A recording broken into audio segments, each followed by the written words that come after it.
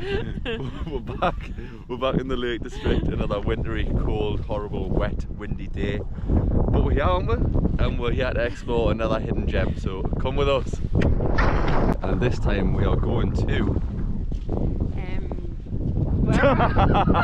No wait. Castlerigg Stone Circle. Castlerigg Stone Circle. Fantastic. Right black there. Stood right next to it now. What a looking at it. Castlerigg Stone Circle. I'm in a world of my own, man. I'm in the lake. So in the Lake District. Living the dream. Living the dream. Freezing cold again today. Windy, raining. I don't know if you can tell that on the camera, but raining, cloudy, misty. Not great, but we're out, we're at it, and we've got the waterproofs on. So we're excited to explore Castlerigg Stone Circle. Come with us.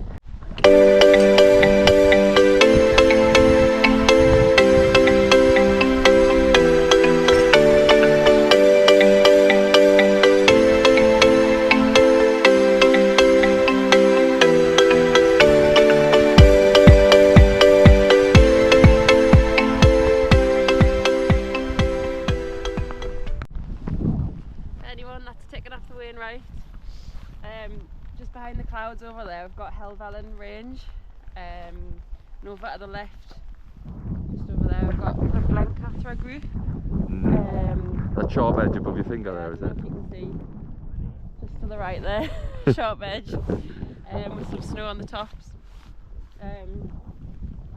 Over this way we've got the North Central Fells, which is about a 17-kilometre loop. Probably, I don't know, at a guess, 8 Wainwrights you'd tick off there. I might be wrong. And then what's over there? Is that the Thirlmere Valley. Thirlmere Valley, yeah. Yeah. That's where we were the other day. So two of my favourite fells right here. Helvellyn is that? Helvellyn and Blencathra, yeah. Yeah. Would you fancy being up there today? No, not today.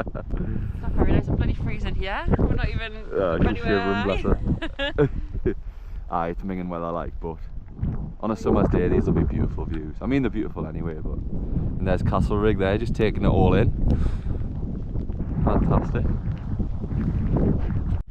So we're just approaching the Stone Circle now, literally 2-minute walk from the car park. It's not even a car park, it's just like off-road parking, isn't it? Off-road parking, aye. It's always quite busy here as well, like even wet and windy time of the day. We got here quite early as well, and it's still packed. Like the lay-by is absolutely packed with cars, so yeah, it's a popular tourist destination I would say, but it's not very, it's a really short walk, isn't it? So yeah, really easy to get to, which is probably why it's so popular. It's just outside Castlerigg as well, so really popular destination with tourists, isn't it? So just as we're approaching the Stone Circle, I'll just tell you a few little facts around it and why it's so popular.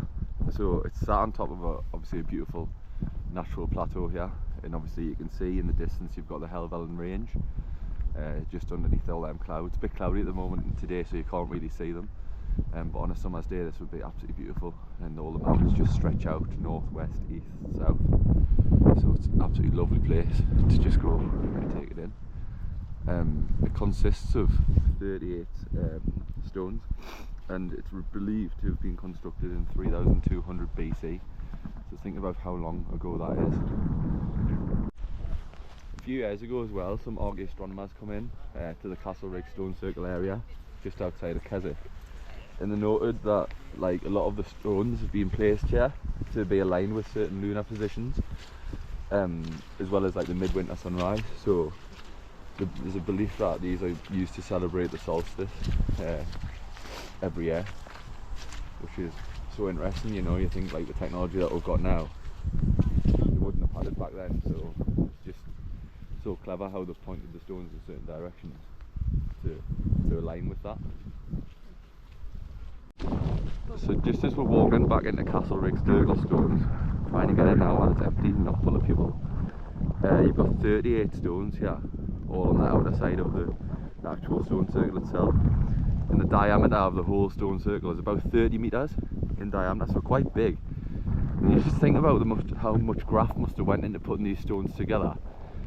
It just fascinates me, history, like, it just blows my mind. The heaviest stone out of all these weighs about 16 tonnes, and it stands the tallest out of all of them at 2.3 metres. So I think it's this one over here, you can just see it there pointing up. Just think, man, 16 tons, how heavy that must have been to move. Just mad. And inside the circle here, there's a further 4 stones, or 4 to 10 stones, I think it says. And these form like an inner rectangle. And this is really unusual because this isn't usually found in ancient stone circles.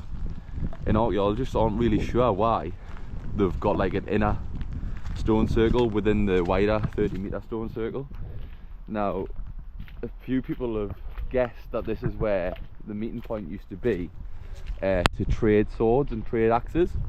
Now, if you can imagine, way back in 3200 BC, people coming into this sort of inner stone circle and the ceremony taking place, maybe a religious ceremony or just a trading of weapons within this inner circle here. In the outer circle, I don't know, you might have fires, you might have a celebration, you might have a banquet taking place to mark the ceremony and the celebration of the trading of swords. Now, obviously it doesn't sound like a lot today to trade something as simple as a sword or an axe, but you've got to think, we're talking about 3200 BC here. You know, you've got to cast your mind away from all the technology that we've got now, and you know, all the luxuries that we've got in life. And it probably was a big thing, particularly with the battles that used to take place and the way history was at the time. It was a lot more bloody then, and there was a lot more going on outside of the luxuries that we're accustomed to today. So it probably was a big thing back in the day, and it's just fascinating, absolutely fascinating, just as we're taking in the wider 30 meters diameter stones. Yeah, brilliant. Is anybody else like a little bit like me, where in school subjects like history and that, they didn't really interest you because they were dead academic and you were just reading books and just listening to a teacher? But like personally, as I've got older, like history, geography, probably subjects that I wasn't really interested in school and didn't really do well in, like they completely fascinate me now. Like I'm so interested in geography and history. They're probably two of my favourite subjects, just because like I do my own research on them in like places like this, like Castlerigg. I just find so interesting. Like it just blows my mind just to think of like who's visited these stones over the years, like what they've probably seen. Has any kings and queens been here over the years? Like what ceremonies and rituals have taken place? And obviously I watch like a lot of programs like Game of Thrones and stuff, and Viking programs, and this just brings it to life a little bit more, you know. Like, and I'll like read like a lot of medieval stuff and I just think it's dead interesting. Like even coming up with the stones now, like this stone here in the camera, if I can get it in, this stone here is thousands of years old, and it's been sat there for thousands of years. Now we've just been here for an hour or so and we've already seen about 50 visitors come and go. Now imagine that over thousands of years, man, and imagine the people that have came here and the things that have probably taken place in here.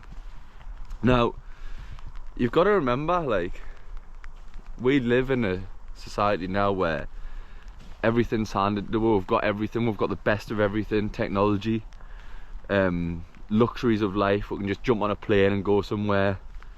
But thousands of years ago they didn't have that. Like, and to have like a celebration or a ceremony in here for something as simple as just trading an axe or trading a sword, it was probably a huge thing back in the day. Like obviously you've got the Helvellyn range in the background, like the mountains as a backdrop. It's just lush here, and you can imagine like thousands of years ago this was probably a perfect place to have like a ceremony or a celebration. And it's just mind-blowing really to go back in time. And even in the middle of the stone circle here, like as I mentioned earlier in the video, they haven't really done many excavations on it at all, like over the years. So I don't know if anyone's watched Time Team before, but they usually go in and dig it up and then have a look at what's under it. But they've done very like little excavations on here, archaeologists. So nobody actually has a clue what's underneath this stone circle. Now, I'm not an expert, like, but I reckon there's some kind of cool shit under here. and I'd love to just come along one day and dig it up, but obviously I can't do that. But who knows what's under here? There's probably swords, there's probably weapons, there might even be bodies of like famous people through history in the Neolithic times. Who knows? Hopefully one day they do come and have a look, because I'll be dead interested to know what lies beneath this stone circle and the history that it's seen over the years. Right, well that's us. Hope you enjoyed your visit with us on a journey to Castlerigg Stone Circle. Got anything to add, Steph? No. Enjoy the rest of your Christmas holidays. Enjoy your holidays, and make sure you like and subscribe to our channel, because we've only been doing it 5 days and we've got 4 videos up already. Yeah. Thanks to everyone that's already subscribed. We're going to be out every week, aren't we? Yeah. Across Northumberland Lake District. Where should we go next? Let me know. Highlight it in the comments where you fancy we're going, and we'll do a video on it. And we're learning, aren't we? We don't really know what we're doing, so we're just making it up as we go, proper winging it. Like this GoPro's soaking. I don't even know if it's waterproof, to be honest, so we might not be able to do anymore. It might be knackered and we can't afford a new one. But let me know in the comments what you want me to do, and we hope you enjoyed the video, and make sure you like and subscribe. Cheers all. Bye bye.